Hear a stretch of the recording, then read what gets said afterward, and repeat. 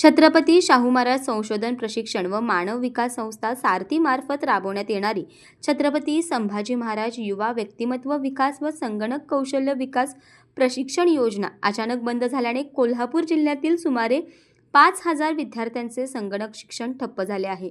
2023 पासून सुरू असलेल्या या योजनेमुळे ग्रामीण व आर्थिकदृष्ट्या दुर्बल विद्यार्थ्यांना मोफत संगणक प्रशिक्षणाची संधी मिळत होती।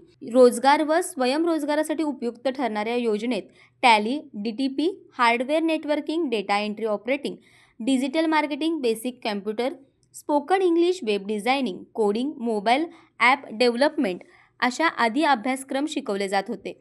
काही अभ्यासक्रमाच्या परीक्षा शुल्कातही सवलत देण्यात येत होती।